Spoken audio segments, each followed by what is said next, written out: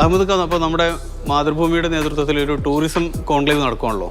അപ്പോൾ നമ്മൾ നോക്കിക്കഴിഞ്ഞാൽ മലേഷ്യ, വിയറ്റ്നാം തുടങ്ങിയ രാജ്യങ്ങളിലെല്ലാം തന്നെ വലിയ രീതിയിൽ അർബൻ ടൂറിസം ഡെവലപ്പ് ചെയ്തതായിട്ട് കാണാം. അപ്പോൾ കേരളത്തിൽ ശരിക്ക് അല്ലെങ്കിൽ മലബാറിന് ശരിക്കും ഈ അർബൻ ടൂറിസം ഡെവലപ്മെൻറ്റിനുള്ള സാധ്യതകൾ ശരിക്കും എത്രത്തോളം ഉണ്ട്? ഏത് രാജ്യവും വികസിക്കണമെങ്കിൽ ആ നാടിൻ്റെ ടൂറിസം ഉണ്ടായിരിക്കണം, വിദേശികൾ വരണം. ഏറ്റവും വലിയ സാധ്യത മലബാർ റീജിയനിൽ ഇവിടെ നിന്നുള്ള നല്ലൊരു ശതമാനം യൂത്ത് വെളിയിലാണ്. ഏത് സ്റ്റേറ്റിൽ പോയാലുണ്ട്, ഏത് രാജ്യത്ത് പോയാലുണ്ട്. അപ്പോൾ അവിടെയൊക്കെ ഇത്രയധികം ആൾക്കാരുണ്ടെങ്കിൽ അവർക്ക് അവിടെ നിന്ന് കുറേ ആൾക്കാർ അങ്ങോട്ട് കൊണ്ടുവരാനുള്ള ഒരുപാട് സാധ്യതകളുണ്ട്. അത് നിങ്ങൾക്ക് കാണുമെങ്കിൽ തായ്ലൻഡിലും മലേഷ്യയിലും അവിടെയൊക്കെ പോയി കഴിഞ്ഞാൽ അവിടെ അർബൻ ടൂറിസത്തിന് ഭയങ്കര ഇതാണ്. അപ്പോൾ അങ്ങനെയൊക്കെ വരുമ്പം ഈ ഇൻഫ്രാസ്ട്രക്ചറിൻ്റെ പ്രാധാന്യം ശരിക്കും എത്രമാത്രം ഈ അർബൻ ടൂറിസം ഡെവലപ്മെൻറ്റിലുണ്ട്? ഒരുപാട് ഗുണം ചെയ്യും. ഇപ്പം തന്നെ നിങ്ങൾ ഇവിടുന്ന് അങ്ങ് എടപ്പാളെത്താൻ അല്ല കുറ്റിപ്പുറത്താൻ ചുരുങ്ങിയ സമയം മതി. ഇങ്ങോട്ട് പോയാലും ചുരുങ്ങിയ സമയം. ഇൻഫ്രാസ്ട്രക്ചർ ഒരുപാട് കൂടേണ്ടതുണ്ട്. ട്രെയിൻ 4 ലൈൻ ആക്കണം, 2 ലൈനൊന്നും പോരാ. അപ്പോൾ കോഴിക്കോട് ഇപ്പോൾ നമ്മൾ നോക്കുകയാണെങ്കിൽ ഇന്ത്യയിലെ തന്നെ ഒരു സാഹിത്യ നഗരം എന്നുള്ളൊരു പദവി നമുക്ക് കിട്ടിക്കഴിഞ്ഞു. ഈ സാഹിത്യ നഗരം പദവി ഉൾപ്പെടെയുള്ള കോഴിക്കോടിൻ്റെ കലാ സാംസ്കാരിക പാരമ്പര്യങ്ങൾ ഈ ടൂറിസം മേഖലക്ക് ഗുണകരമാകുമോ? കോഴിക്കോട് വളരെ പ്രാചീന കാലം മുതൽ എല്ലാ കലയും പ്രോത്സാഹിപ്പിച്ചിട്ടുണ്ട്.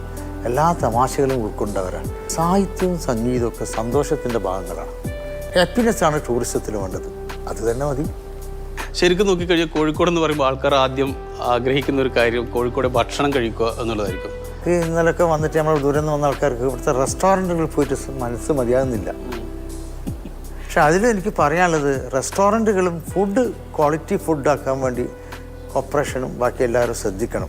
ഇപ്പം തന്നെ ഞങ്ങൾ നോക്കിയിട്ട് ഇപ്പോൾ ഒരുപാട് വീടുകളിൽ നിന്ന് ഉണ്ടാക്കുന്നുണ്ട്. അത് സപ്ലൈ ചെയ്യുന്ന സെൻറ്റർ ഉണ്ടാക്കണം, അത് കൊണ്ടുപോകുന്ന സെൻറ്റർ ഉണ്ടാക്കണം, അത് ഡെലിവറി കൊടുക്കുന്ന സെൻറ്റർ ഉണ്ടാക്കണം, അതിൻ്റെ ക്വാളിറ്റി ചെക്കിങ് സെൻറ്റർ ഉണ്ടാക്കണം.